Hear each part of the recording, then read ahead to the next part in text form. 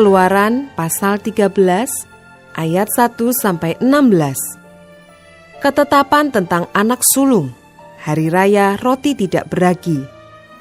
Berfirmanlah Tuhan kepada Musa, kuduskanlah bagiku semua anak sulung, semua yang lahir terdahulu dari kandungan pada orang Israel, baik pada manusia maupun pada hewan. Akulah yang empunya mereka.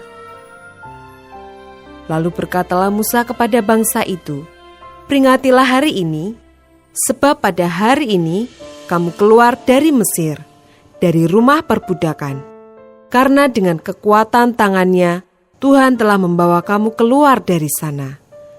Sebab itu tidak boleh dimakan sesuatu pun yang beragi.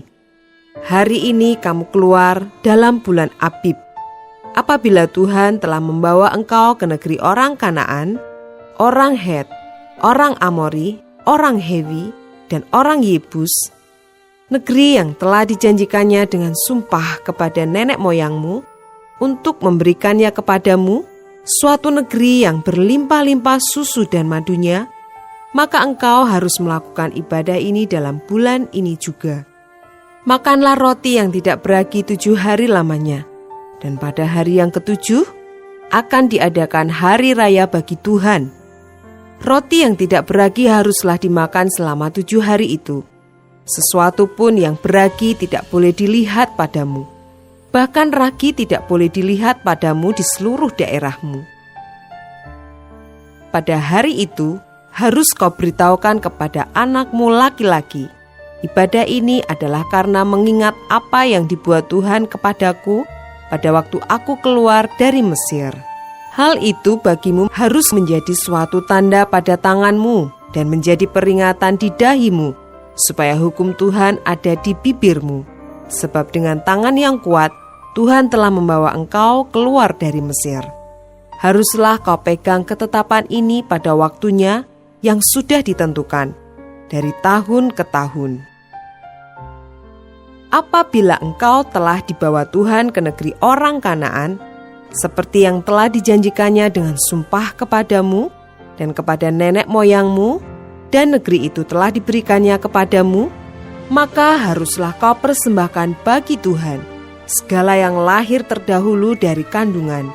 Juga setiap kali ada hewan yang kau punyai beranak pertama kali, anak jantan yang sulung adalah bagi Tuhan.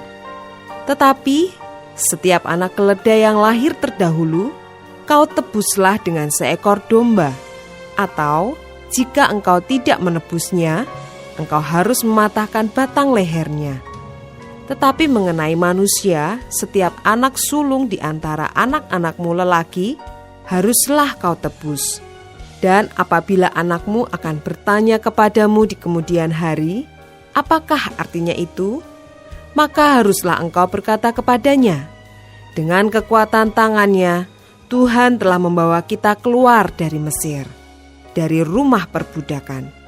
Sebab ketika Firaun dengan tegar menolak untuk membiarkan kita pergi, maka Tuhan membunuh semua anak sulung di tanah Mesir, dari anak sulung manusia sampai anak sulung hewan.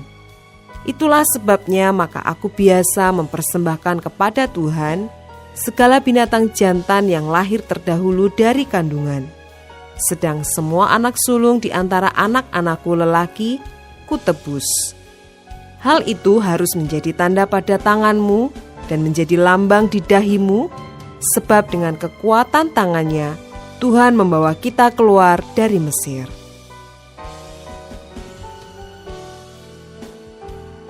Ayat 17-22. Allah menuntun umatnya.